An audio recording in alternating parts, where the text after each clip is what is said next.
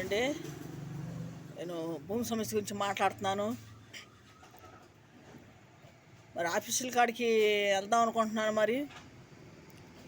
మరి ఇంకా ఏం ఫోన్లో కానీ టీవీలో కానీ వదలలేదు, పేపర్లో కూడా వదలలేదు. మరి ప్రజాదారి మరి ఎప్పుడూ తెలియట్లేదు. మరి ఆఫీస్ కాడ అడిగాను, మరి ఇంకా వదలలేదని చెబుతున్నారు వాళ్ళు కూడా.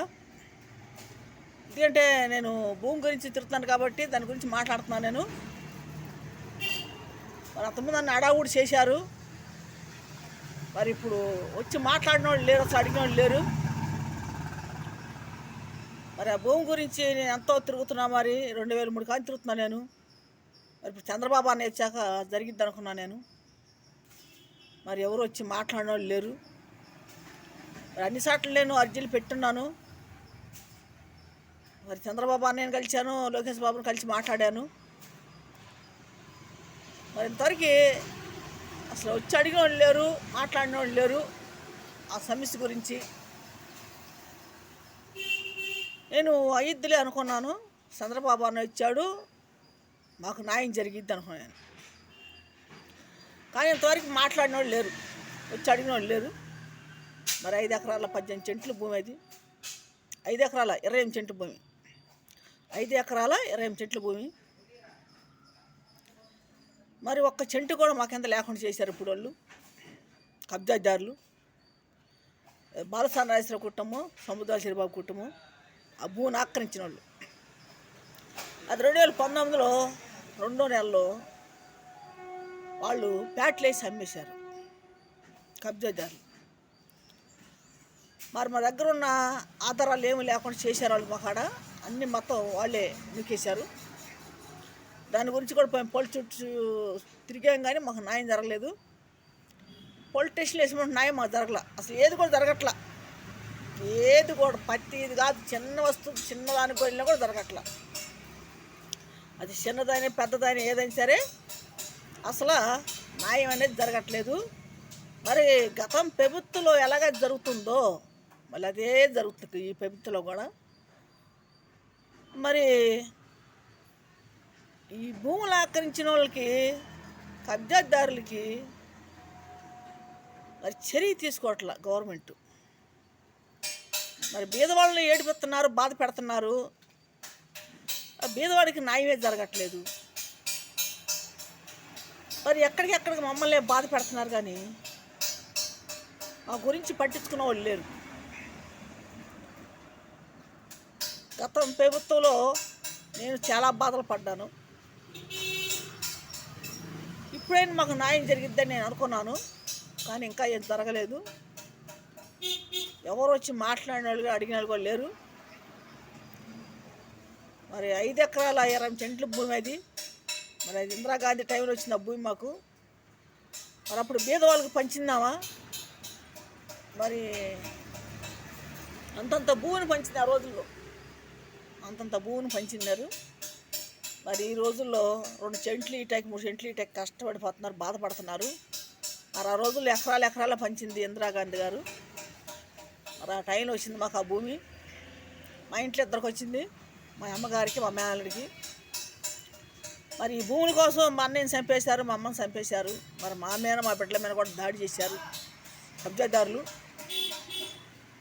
ఇటువంటి పరిష్కారం జరగట్ల, అసలు న్యాయం జరగట్ల. అసలు న్యాయం ఎట్టిపోయింది అర్థం కావట్లేదు మాకు. అసలు న్యాయం ఏమైపోయింది? ఏ ప్రభుత్వం వచ్చి ఎలాగవుతుంటే ఇంక ఎట్లాగా ఎవరిని నమ్మాలి? ఎవరు నమ్మి ఎవరికి ఓట్లు వేయాలి? ఓట్లు వేసిన దాకా వీళ్ళ కాడ తిరుగుతున్నారు, మరి దండాలు దశకాలు పెడుతున్నారు. వేసినాకేమో అల్లాడిస్తున్నారు. ఆఫీసుల కాడికి వెళ్తే పట్టించుకోరు, ఆఫీస్ కాడ లెక్క చేయరు. అసలు ఏంటమ్మా నీ పని ఏంటి, నువ్వు ఎంత వచ్చావు ఏందనేసి మాట్లాడేవాళ్ళు ఉండరు. ఆఫీసు చుట్టూ తిరగాలి, పోలీస్ స్టేషన్ చుట్టూ తిరగాలి. పోలీసు వాళ్ళు అసలు పట్టించుకోరు. పోలీస్ స్టేషన్ కాడికి వెళ్తే పొద్దున్న వెళ్తే మధ్యాహ్నం దాకా కూర్చోవాలి, సాయంకాలం వెళ్తే రేపు 11 దాకా కూర్చోవాలి. ఎస్సుమంటే న్యాయం, ఎస్సుమంటే పరిష్కారం అస్సలు జరగట్లా. ఎట్లాగా మరి ప్రజలు ఎలాగా ఈ సమస్యలని గవర్నమెంట్ కాడికి వెళ్తే గవర్నమెంటే పట్టించుకోకపోతుంటే ఎవరి కాడికి వెళ్ళాలి? ఇంకా గవర్నమెంటే పట్టించుకోవట్లేదు, ఎవరి కాడికి వెళ్ళాలి?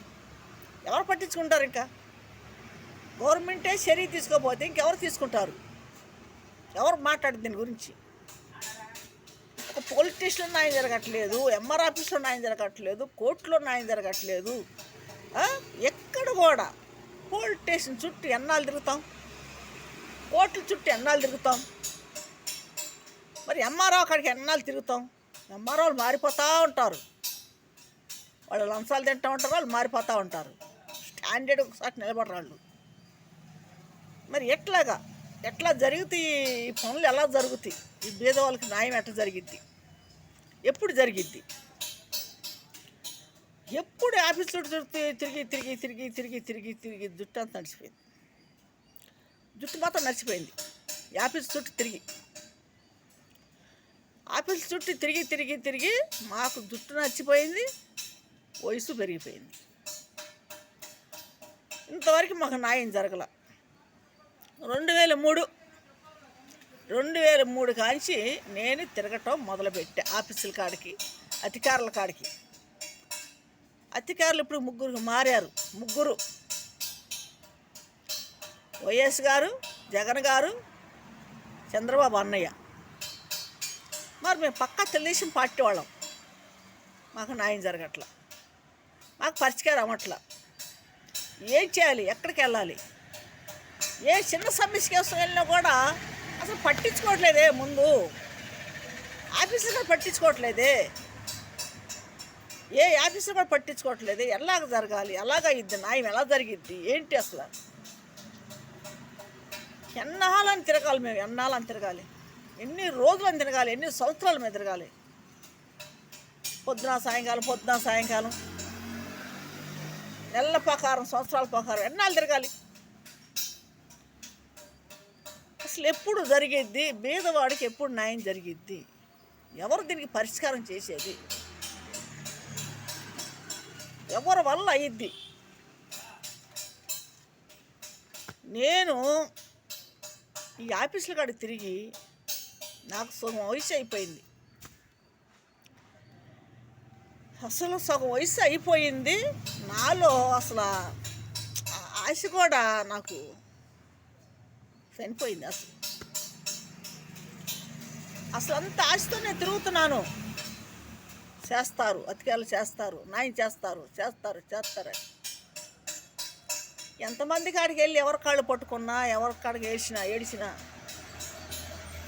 మా కన్నీళ్ళు ఇంకిపోతున్నాయి. వాళ్ళు కాళ్ళు పట్టుకొని మా నడులు పడిపోతున్నాయి. మాకు న్యాయం జరగట్లేదు. చూడండి, గుంటూరు జిల్లా తాడేపల్లి భూమి సమస్య ఇది. నా పేరు శాంతి.